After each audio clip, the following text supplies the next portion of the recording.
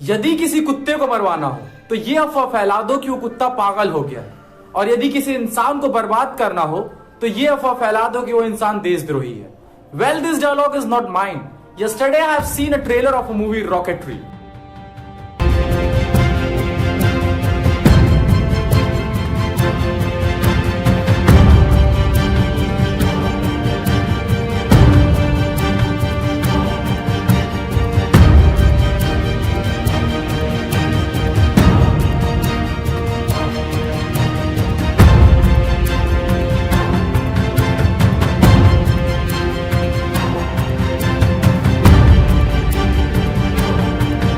ये जो डायलॉग है इसने मुझे इतना इंस्पायर नहीं किया, बल्कि ये मूवी जिस इंसान के ऊपर बनाई जा रही है उसके लाइफ स्टोरी ने मुझे बहुत इंस्पायर किया, and that is only the reason why I am just sharing his story in front of you.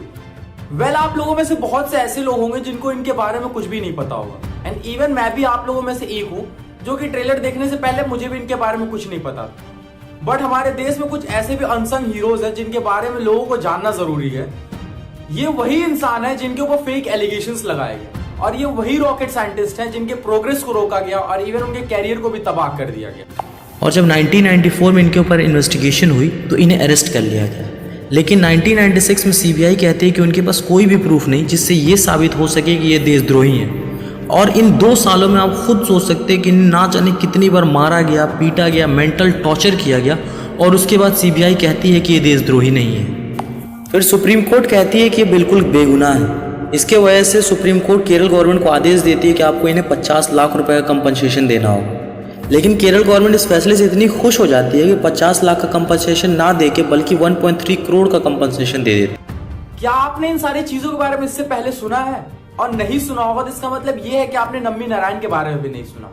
ये वही इंसान है जिनके बारे में आज हम बात कर रहे हैं। ये वही इंसान है जिनके बारे में रॉकेटरी मूवी आ रही है। इसरो का एक scientist who is leading a cryogenic department. और क्या आपको पता है कि हमारे इसरो ने भले ही पाकिस्तान के सुपर को से 8 साल बाद स्टार्ट किया हो, लेकिन पाकिस्तान ने सिर्फ अभी तक 2 सैटेलाइट लॉन्च किए हैं और हमारे इसरो ने 65। और एक और इंटरेस्टिंग चीज ये है कि पाकिस्तान अपना अगला सैटेलाइट 2040 में लॉन्च करने वाला है। और इसरो तब तक दोबारा से एक बार फिर मंगलयान भेज देगा। दोबारा से वो हो सके तो चंद्रमा पर भी पहुंच जाए, और हमारी प्लानिंग है 2020 तक वीनस तक पहुंचने की। हमारे इसरो की जितनी तारीफ की जाए उतनी कम है, क्योंकि पिछले 40 सालों में इसरो ने जितने खर्च किए उतना नासा सिर्फ 1 साल में खर्च कर देता है। और एक सबसे अच्छी बात जो हमारे देश के साइंटिस्ट की, हमारे इसरो के साइंटिस्ट की ये है कि इन्हें लगातार नासा से ऑफर आते हैं, बट ये बार बार नासा के ऑफर को रिजेक्ट कर देते हैं, क्योंकि इन्हें अपने इंडिया के लिए, अपने भारत के लिए कुछ काम करना हो। लेकिन सबसे बुरी बात तो ये है कि जब ऐसे लोगों के ऊपर फेक एलिगेशंस लगाए जाते हैं तो बहुत बुरा लगता है। वेल, इस वीडियो को देखने के बाद और इवन उस मूवी को देखने के बाद आपको एक चीज जरूर रियलाइज होगा कि जब हम अपने जिंदगी में किसी को इंपॉर्टेंस देने लगते हैं, इवन कोई हमें अच्छा लगने लगता है, तो हम उसे पूजने लगते हैं, प्यार करने लगते हैं, इवन कभी कभी मंदिर बनवा देते हैं। बट कभी कोई इंसान हमें बुरा लगने लगता है तो उसके ऊपर फेक एलिगेशंस लगाने लगते हैं, झूठे झूठे तरह की बातें करने लगते हैं, उनके बारे में अफवाहें उड़ाने लगते हैं। वेल, हुआ क्या था, लेट मी एक्सप्लेन। इन 1994 जब नम्मी नारायण क्रायोजेनिक डिपार्टमेंट को लीड कर रहे थे तो हमारा इसरो नेक्स्ट लेवल की टेक्नोलॉजी को यूज कर रहा था। उस टाइम हमारी डील्स फ्रांस के साथ, रशिया के साथ, स्कॉटलैंड के साथ हो रही थी।